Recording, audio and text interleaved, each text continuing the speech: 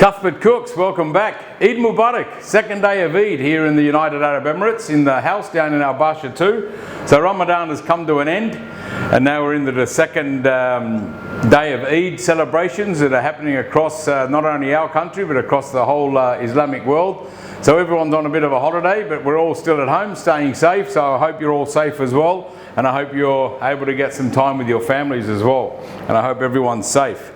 I thought today we'd do a mixture of techniques. When I was in the hotels, I used to work in the Garde Manger and the cold kitchen, and when I went from Melbourne over to the UK and worked in the hotel kitchens in the UK, I really enjoyed making terrines. And terrines are quite special because, you know, back then the Garde Manger used to do more than just making a couple of salads. The Garde Manger part of the kitchen was an important role. He'd do preparation for the saucier, he'd look after the fish, he'd look after the meat, he'd also do all the charcuterie as well. So I mean, living in our part of the world is a bit difficult to do terrines and pâtés as they would traditionally be made, especially with the lack of use of the special chicken. So what we're going to do a little chicken and veal terrine, a little bit like a house pâté, but I'm going to also try and put in some veal bacon or veal rashers that are locally made here in the UAE, substitute. It gives a little bit of extra fat because we need the fat into the terrine. So I'm going to use chicken and veal in equal parts. I'm also going to add in a few little chicken livers, and then we're going to blend in the veal, and then I'm going to sweeten it up, and a little garnish. I'm going to have a little bit of dried cranberries here. We're going to put in some garlic and onions, of course. I've got some pistachios soaking because I want to peel them and get them off so they're nice and green, and we're going to put those in whole through the terrine later on. But the first thing we're going to do is start to look at the meat. And to prepare the meat, we're going to trim it, and then we're going to seal it off quickly. We're going to season it up in a pan, then we're going to marinate it overnight until we come back, and then we're going to blend it all up. We could actually use a mincer. I'm going to use a robo-coupe as well, so we're going to put it through one shot of the fine mincing blade, and then we're going to finish it off in the robo-coupe, into the food processor, and then we're going to add a little touch of cream just to lighten it up, to make sure that it keeps nice and smooth, because without the additional fat from the special chicken, we may find it gets a little bit dry. So we're going to try and add a little bit of cream as well into it.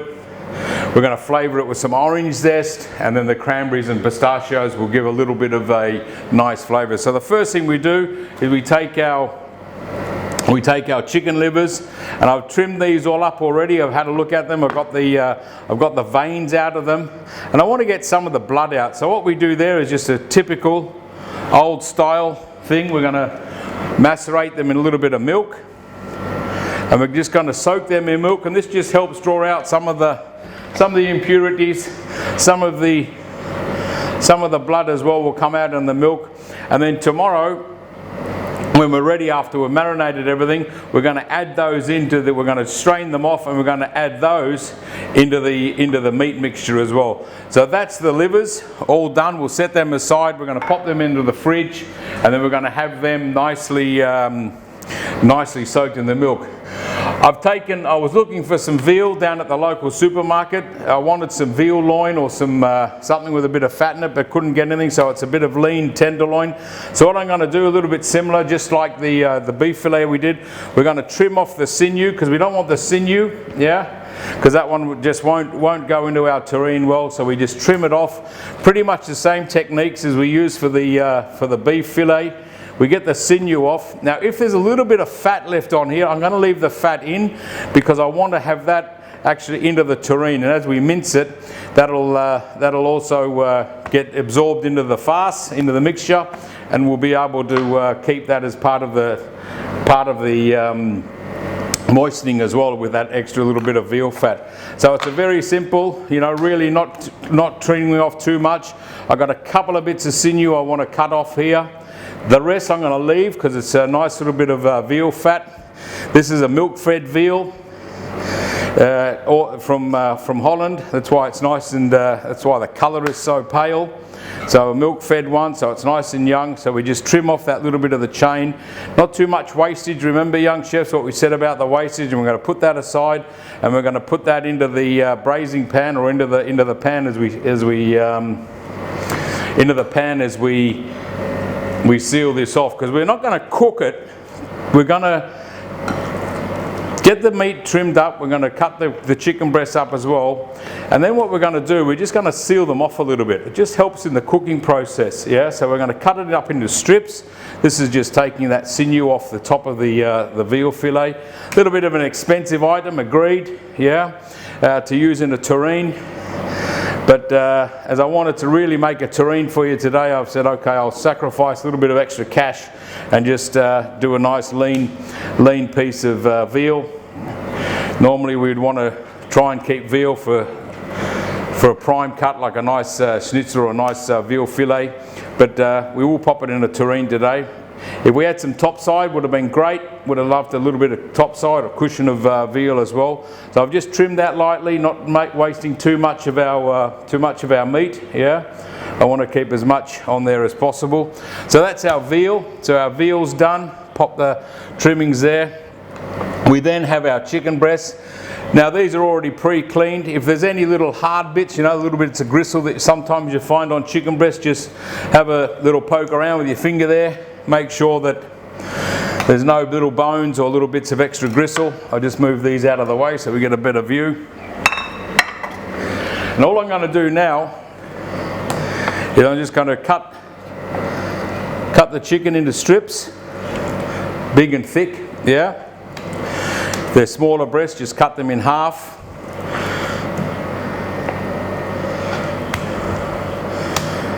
Cut this one into 3. So that's the chicken ready to go. I've got the same thing with the veal. I'm just going to wash my hands. I want to keep my hands nice and clean. Got a funny old day over here in the UAE today. It rained yesterday, middle of May, and it poured down with rain. I couldn't believe it. But anyway, so it's looking pretty grey outside as well. And then with the veal, we're just going to take the veal and we're going to cut the veal into pieces as well, because this helps the veal actually go through the mincing machine later. And also, as we cook off the veal, while we seal it off, we just want to make sure that we get all the flavours marinating together, because we are going to marinate this overnight. So there's the veal. We've done the chicken. We've got the chicken livers, which we're going to add tomorrow. Yeah, and that's the first part of our terrine preparation. Yeah. Now we're going to move boards, and we're going to start looking at the. We're going to do a little bit of work on the vegetables now. Just going to wash off my knives, and then we're going to.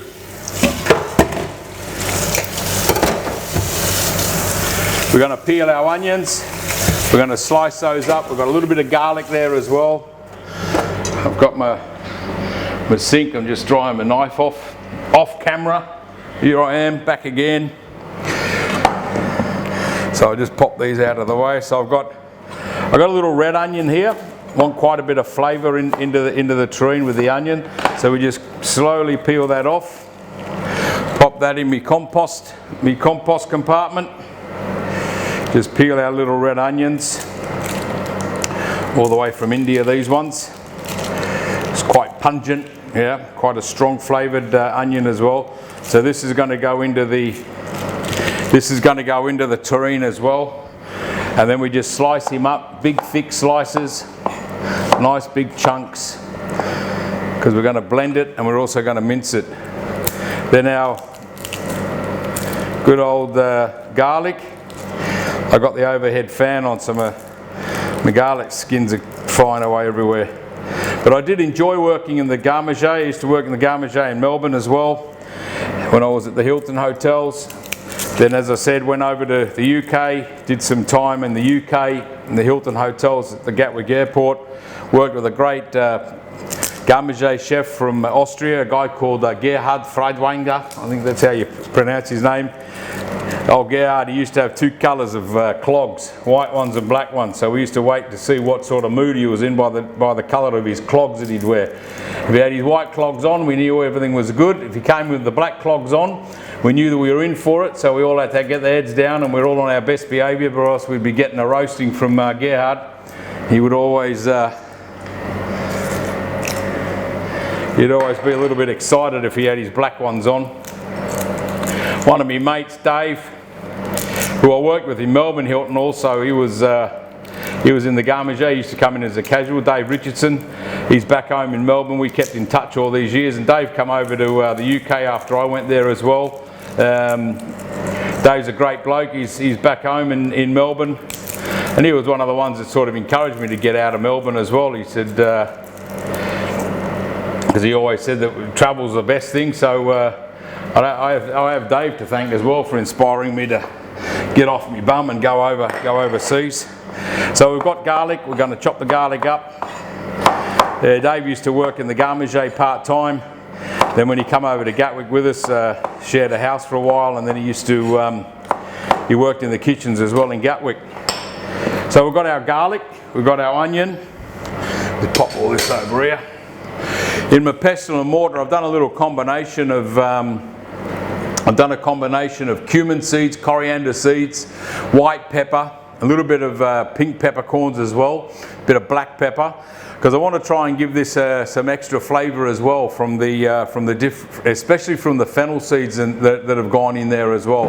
That'll give the terrine a little extra flavour, and coupled with the sweetness of the cranberries and a little bit of the orange, we should be good. Still got my pistachios soaking there. Going to turn on our beautiful pan here. Going to get him nice and hot. Good old Rama olive oil again. Our Tunisian oil, so we get the old Rama olive oil into the pan. Quite a good healthy amount of oil.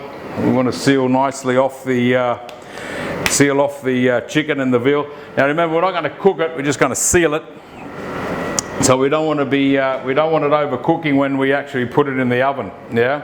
So that's the onions, garlic, veal, chicken. After we've sauteed everything off, we're going to rest overnight the veal and the chicken mixture, along with those herbs and the flavours, to get some really great flavour in our terrine. Now to help the terrine, I'm just going to add. So I said I got about half a kilo of each, half a kilo of veal, half a kilo of chicken. I'm going to add, traditionally use about 250 grams of special chicken also inside your terrine, instead of such lean meat, or you'd put a little bit of special chicken fat in there. So what we're going to do, we're going to use a little bit of veal bacon, just going to roughly chop that, because that does have an element of fat in it. This is made from a little top side, by the looks of things, of veal. And then the rest of this veal, we're going to line our terrine mould. Yeah, so we're going to line our terrine mould with the rest of the veal rashers, to make sure that we get some nice flavour as the terrine cooks, and it's a traditional wrapping for the terrine as well. So we've got our pan getting hot. I'm just going to do the oranges quickly. Just pop over, wash my hands again. So with the oranges, now when you make a big amount, I mean, we used to make, the UK, we used to make plenty. I mean, we'd make 20, 30, 40 kilo at one time of farce. So we'd make up our terrines or our house pâté or pâté de maison, in advance, and it would last us, and then we'd vacuum pack them. We had a great sous vide kitchen in Gatwick. Our chef was Patrick John, and Patrick set up a great sous vide kitchen. We were doing sous vide back in, we started that in the mid to late 1988, and we were doing sous vide of salmon, we were doing sous vide cooking of chicken breast with ratatouille, we were preserving stuff in our sous vide, and then we were storing as well. So sous vide's been around quite a while, and we used to do also quite a bit of sous vide cookery with for our banqueting and for our buffet work. So I'm just going to pop my oranges over here. So you can use a zester if you want to, or what I've done, I've just peeled the skin off nice and thin, and I'm just going to julienne up the skin, and then I'm going to just chop it by hand because I want a little bit of flavour, a little bit of bite in my terrine. When people eat the terrine, I want them to get a little bit of the taste of this orange just from the skin. You can actually add the juice to it if you want, or you go and squeeze it off and have yourself a glass of vitamin C, or you give it back to the breakfast chef and he can make his juice with it, yeah? Or give it to the sponge monkeys and they can use it in the pastry. Again, nothing's wasted, yeah? So, you know, even though the Garde Manger is only using the skin, what are we going to do with the rest of it? And that, young chefs, is how we keep our food cost in line, and that's how we also learn what to do and how to utilize every single piece of food we've got, yeah? So this is just a very simple julienne, thin as I can get it. Now we go into making a super fine brunoise, just making sure we don't chop our fingers off. A bit like riding a bike. Once you've learned how to chop and how to do it over many years, you can pretty much guarantee you're not going to cut yourself, but you still got to be careful. Don't want to be bleeding all over your terrine. Side of blood makes some of them pass out. So I got that nicely diced up. It's going to add a really nice flavour dimension to the terrine, the orange peel, and that's all it is. That's all it takes. Very simple. Now I've got my pan in the back here. He's ready. I've got my veal and chicken. I just get me tongs, and basically we're going to toss them off. I've got my favourite thyme here, so we're just going to pop everything into the pan. First we're going to pop in the garlic and onion, just to make sure that that starts to cook a little bit first. Very simple, very simple. Terrines are a little bit scientific as well, like I say about the pastry and that. You got to have your ratios right of lean meat, fat meat, and a fat content. Then it's really good fun. You can just make up whatever you want. If you've got a good trainer that can train you how to make terrines, because even now, as part of competition work, especially in the world competitions, you're looking at people that need terrines. And so, of course, making traditional things is always great, but of course we want to have a look at innovation. We want to look at how people can innovate with terrines. So you'll see a lot of people doing many different things with fish, with chicken, with veal, with duck on the modern competition circuit as well. So all I'm doing is popping in the veal, putting it all in together. I'm going to pop that veal, those veal rashers or veal bacon in at the end. I've got a bit of colour coming onto the onions and the garlic, which is okay. And as you can see, this pan's really heavy, so it's going to give a nice colour. And we're just going to toss this around. Now normally you would add a little bit of fortified apple or a bit of red grape into this, just to give it a bit of flavour. But it's okay, we'll do away with that because we're in our Islamic country, so we're not going to use it, but you can still get the flavour in. And that's why I'm putting these little sweet cranberries in, because that'll give it an extra kick as well. So we've got a nice high heat. You can see we're just getting a little bit of colour on the meat. We're going to add in now our thyme. So a good half, 3/4 of or even a teaspoon of dry thyme goes in. You can use fresh, of course. You can add bay leaves, you can add rosemary. I'm going to put a good solid pinch into my pepper. You know, almost a half tablespoon of those ground ground herbs and ground seeds that I was doing there. So that's gone in. I'm going to pop in my veal. Sprinkle, sprinkle. Give him a toss. Always good to give a toss. Move it round. Again, we're not cooking it. We're just sealing it off. Yeah, we don't want to cook it. Very important. Last but not least, we're going to add in now our lovely little brunoise of orange. So in goes the orange. I've added that one. I will put in a little bit of, I got some little salt flakes here, so we'll just, a little bit of seasoning. There we go. This would be the time that we would add the little fortified apple or the fortified grape into here. But as we're not going to do that, we're just going to toss him up. So we'll toss that off, and then we just put the rest back into this little dish here. And that's going to be popped into the fridge. I'm going to put that in the fridge overnight. Going to cover him up. But before I do that, I'm going to add one more thing just to give it a little bit more flavour. I've got this lovely jus. Look at that. I've got to make squash balls out of that. I'm just going to add a little bit of jus in here as well, just so I don't forget. And I'm actually going to blend that and mix that jus into the terrine mix to give us a little bit of extra flavour, which will be really nice with our terrine. So I'm just going to cover that up now, bit of cling film, pop him in the fridge overnight, let it marinate in its own juices. The juices have started to come out a little bit of out of the veal, a little bit out of the veal rashers as well.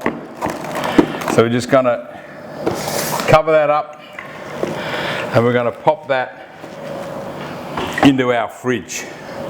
As you can see, he's just got a little bit of orange here, the thyme, it's all there, the juice has started to come down, so we just want to make that nicely marinated, and that's going to look lovely.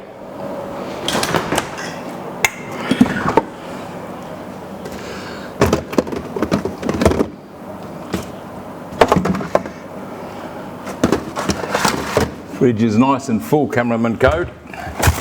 Found a spot.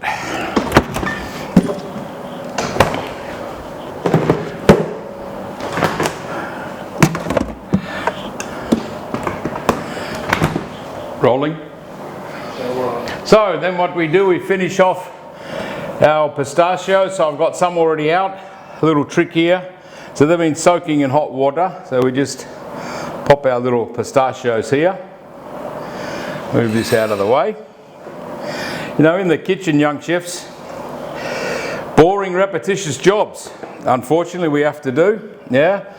So every now and again, when you get a good little trick, try and remember it. So I've got the pistachios inside the tablecloth. Make sure they don't jump out.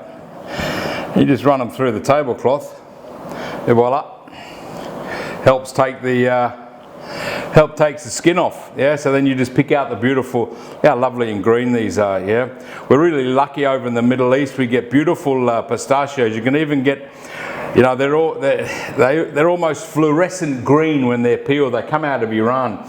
So if you ever get the chance, you go down to Iranian Trader, down to the roasters they're called, and you buy beautiful nuts that come out of Iran, walnuts, and of course pistachios. The flavour, unbelievable. So that's just a little trick to help us get the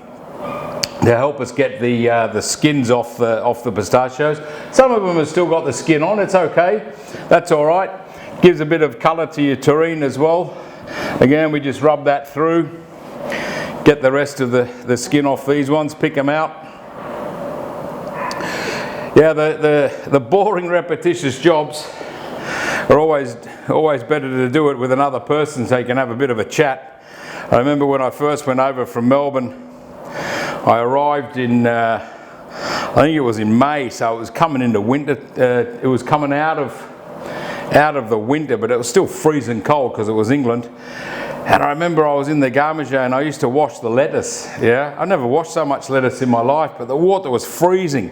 And I used to mumble to the other guys in the Garde Manger. I travelled 14,000 miles to wash lettuce. I could have stayed in Melbourne to do that, at least the weather was hotter. But anyway, you learn all the different types of lettuce, you and your lettuce washing machine. And after many, many, many months of lettuce washing practice, I was actually allowed to do some other stuff in the Garde Manger. But it was, you know, I felt that the Garde Manger was one of those sections of the kitchen that really gave you an all-round view and knowledge of cookery.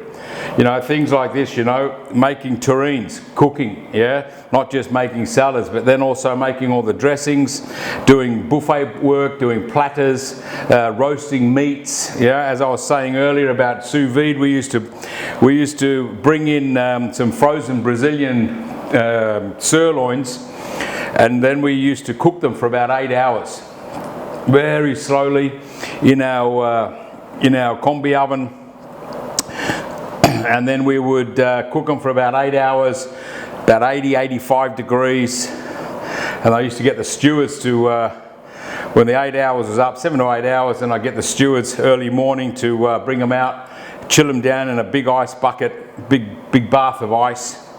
And then they would do that for me. And by the time we came in the morning, you know, at 7, 8 o'clock, the beef had been chilled, then we'd chill him down again, and then it was ready for slicing for roast beef. And you couldn't tell the difference, that it was a cheaper frozen cut of beef versus a really high quality one, yeah? And that was what we used to use sous vide for, yeah?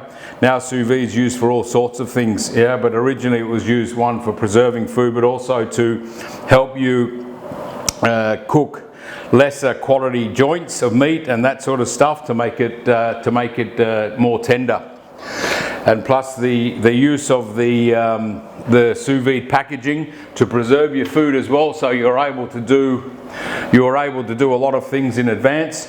I remember we used to start doing our Christmas turkeys in around October time, because we were able to debone the turkeys, and what we would do, we would actually prepare them sous vide. So we would have the breasts separate and the legs separate.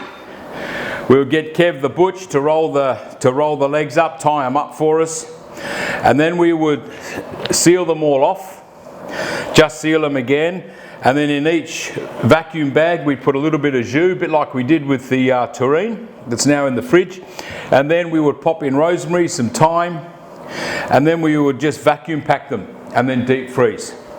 And then when Christmas time would come along, so that would help us doing our mise en place, yeah, keep ourselves ahead of the game.